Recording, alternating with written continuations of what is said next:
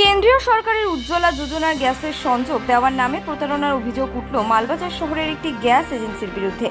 6 বছর আগে উজ্জ্বলা গ্যাস সেই মহিলার পাওয়ার কথা থাকলেও এখনো পর্যন্ত সেই সংযোগ দেওয়া হয়নি। এমনকি সরকারি পোর্টালে সেই উপভোক্তার বিবরণে গ্যাসের সংযোগ অনেক বছর আগেই দেওয়া হয়েছে বলে দাবি করেছেন মহিলা, যদিও সেই গ্যাস পায়নি মহিলা। ঘটনাটি লিখিতভাবে মালবাজার থানায় জানিয়েছেন সেই মহিলা। মালবাজার শহরের উত্তর কলোনির বাসিন্দা ভরত কুমার ঝায়ের কন্যা 2018 সালের নভেম্বর মাসে উজ্জ্বলা যোজনার মাধ্যমে রান্নার গ্যাসের আবেদন করে কাঞ্চনজঙ্ঘা গ্যাস এজেন্সিতে। পরবর্তীতে জানুয়ারির 18 তারিখে মহিলাকে ডেকে সমস্ত নথিপত্র যাচাই করে সেগুলির প্রতিলিপি নেয় গ্যাস এজেন্সি। সেদিন গ্যাসের সংযোগ দেওয়ার কথা ছিল সেই মহিলার বাড়িতে, তবে বিভিন্ন অজুহাতে সেই মহিলাকে গ্যাসের সংযোগ দেওয়া হয়নি বলে অভিযোগ।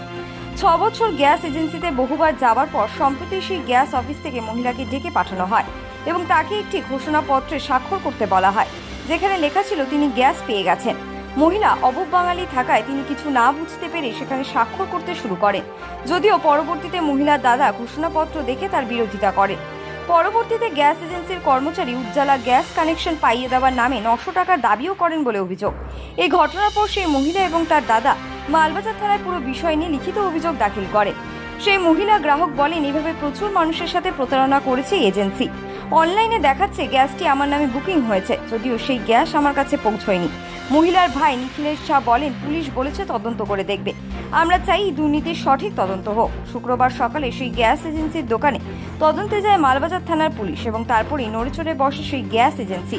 দুপুরে সেই গ্রাহককে ডেকে কোনো অর্থ না দিয়ে সম্পূর্ণ বিনামূল্যে উজ্জ্বলা যোজনার গ্যাস তার হাতে তুলে দেন।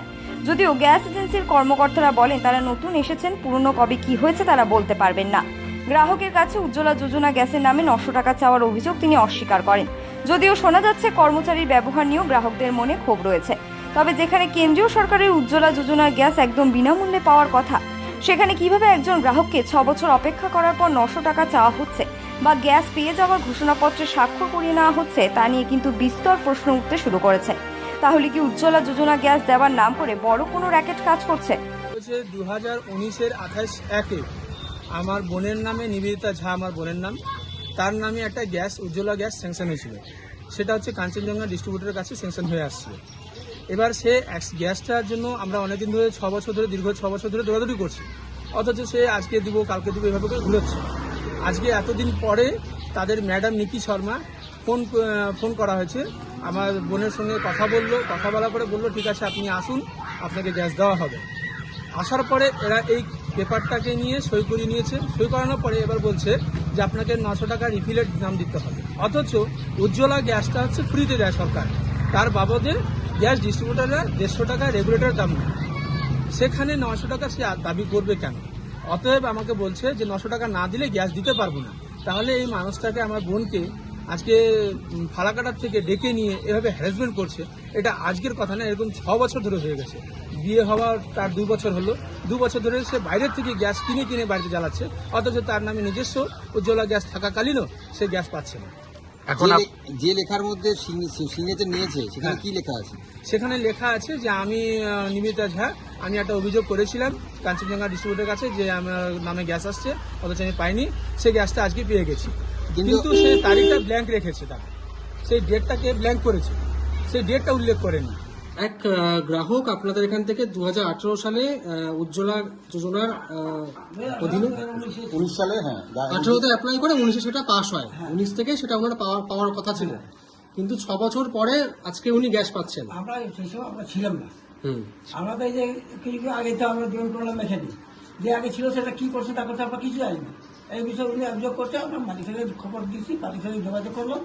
মালিক বললো ঠিক আছে এটা দেখা যাক। দেখতে দেখতে মালিক মাঝখানে চলে গেলো বাইরে। তারপর আসার পরে যে কথা হলো ওগুলো দিয়ে দেয়। কিন্তু গতকাল ওনাদের থেকে 900 টাকা চাওয়া হয়েছিল এবং এমন অভিযোগ রয়েছে আপনারা স্বীকারোক্তি লিখে নিচ্ছিলেন যে গ্যাস ডেলিভারি হয়ে গেছে। না, ওনাকে গ্যাসটা তখনই দেওয়া হতো, তারপরে উনি হয়তো এতদিন ধরে পাইনি। ওনার থেকে 900 টাকা চাওয়া হয়েছিল, উনি অভিযোগ করেছেন 900 টাকা চাওয়া হয়েছে, কিন্তু উজ্জ্বলা যোজনা গ্যাস তো বিনামূল্যে সরকারের। গ্যাস রিফিলের জন্য 900 টাকা চাওয়া হয়েছিল। আপনারা তো চেয়েছিলেন, গ্রাহক অভিযোগ করছেন আপনারা 900 টাকা চেয়েছিলেন। কে চাইছিলেন? উনি চেয়েছিলেন। আপনার বিরুদ্ধে অভিযোগ, আপনি চেয়েছিলেন। কি বলছেন?